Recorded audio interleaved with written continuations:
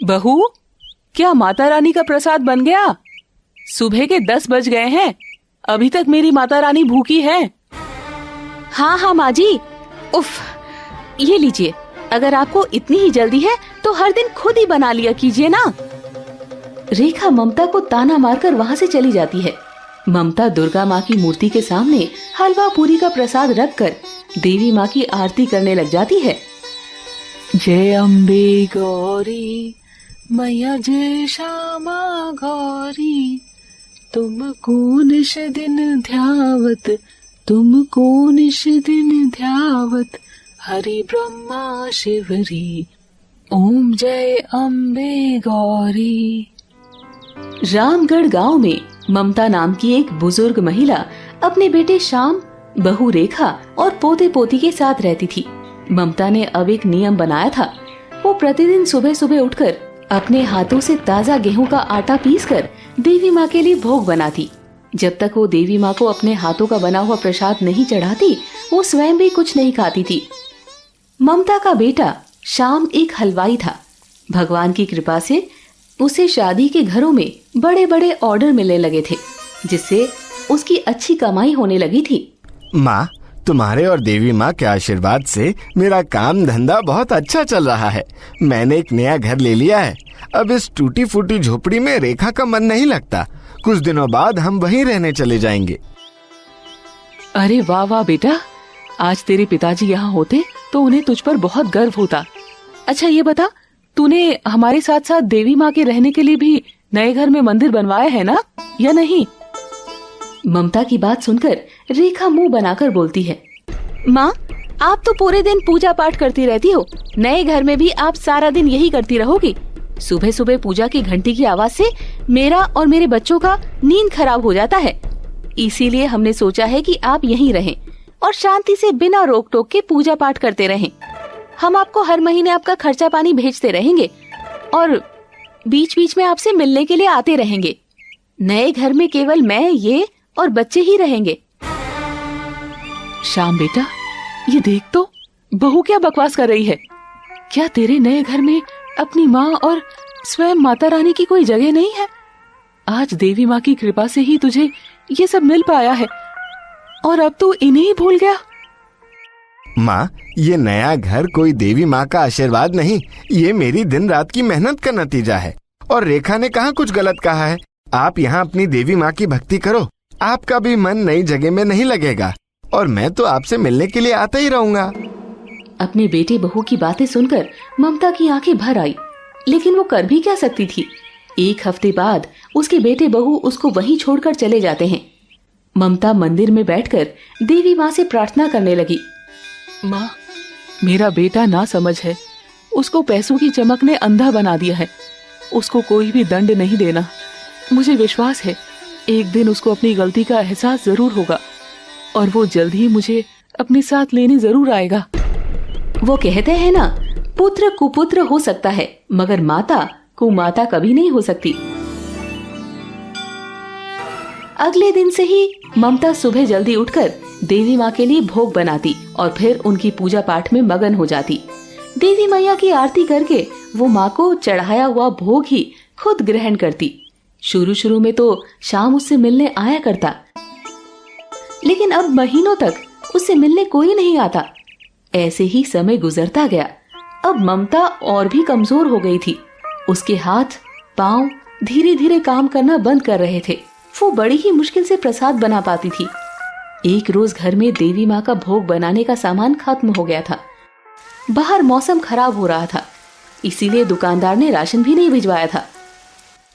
देवी माँ, आप ये कैसे दिन दिखा रही हैं मुझे? अगर आप ही भूखी रहोगी तो भला मैं कैसे खा सकूंगी? कि तभी बाहर से कोई दरवाजा खटखटाता है।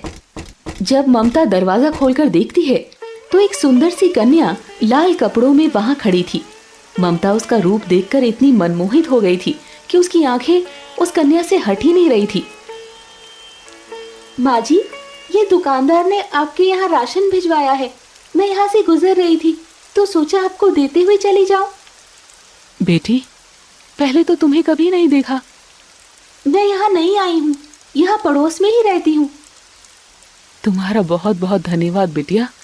बाहर इतनी तेज बारिश हो रही है, तुम एक काम करो, थोड़े समय मेरे घर में रुक जाओ। जब बारिश रुकेगी तब चली जाना। ममता उस बच्ची को घर के अंदर ले आती है और मंदिर से प्रसाद की थाली लेकर उस लड़की को देती है। ये लो बेटा, सुबह मैंने माता रानी को हलवा पूरी का प्रसाद चढ़ाया था, तुम ये खा लो। प्रसाद खाकर वो लड़की ममता से कहती है, माँ जी, ये हलवा तो बहुत ही स्वादिष्ट है। मैं जल्दी आपके घर आऊंगी और हलवा खाने। हाँ बिटिया, जब भी मन करे यहाँ आ जाना।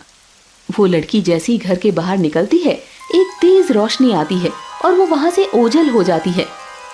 अरे, इतनी जल्दी वो लड़की कहाँ चली गई? लगता है पास में ही कहीं रहती होगी। एक दिन जब ममता सोकर उठी तो उसे बुखार हो रखा था। अरे, ये क्या, मुझसे तो उठा ही नहीं जा रहा। गेहूं आए हुए पड़े हैं, कौन आटा पीसेगा और माता रानी का भोग कैसे लगेगा? ममता जैसे तैसे उठकर चक्की के पास बैठी। वो जैसे ही गेहूं पीसने के लिए बैठी, कमजोरी के कारण उससे चक्की नहीं चलती है। धीरे धीरे उसकी आंखें बंद होने लगी।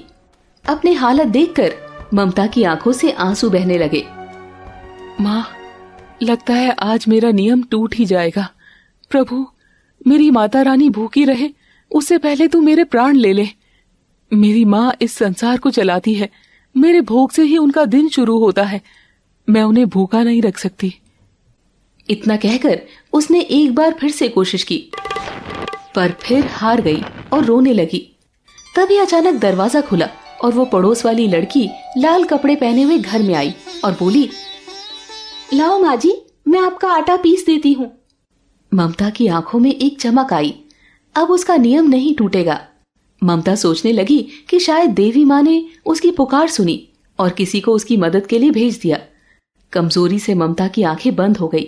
तभी ममता के कानों में आवाज आई,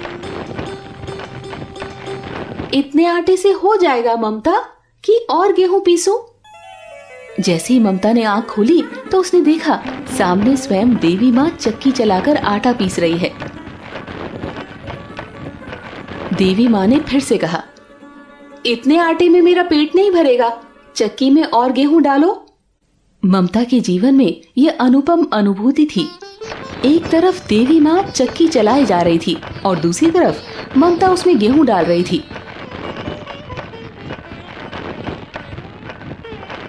ममता ने अपने हाथों से हलवा पूरी बनाया और देवी माँ के सामने थाली परोसी। माँ, क्या मैं अपने हाथों से तुम्हें एक निवाला खिला दूं? ममता, तुम तो मुझे रोज ही अपने हाथों से खिलाती हो, आज भी खिला दो। ममता ने बड़े ही प्यार से देवी माँ को भोग खिलाया।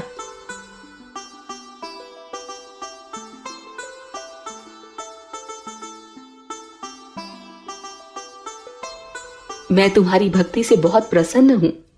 मांगो, क्या मांगती हो? मैं चाहती हूँ आप मेरे घर में सदा विराजमान रहें। ममता जब तक जीवित रही, देवी माँ रोज उसके हाथों से भोग खाती।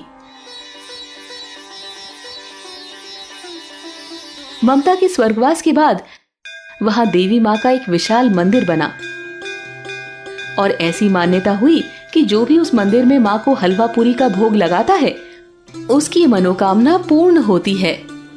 दोस्तों, आपको ये कहानी कैसी लगी? कमेंट करके जरूर बताएं। ऐसी और कहानी सुनने के लिए इसे लाइक और शेयर जरूर करें। धन्यवाद।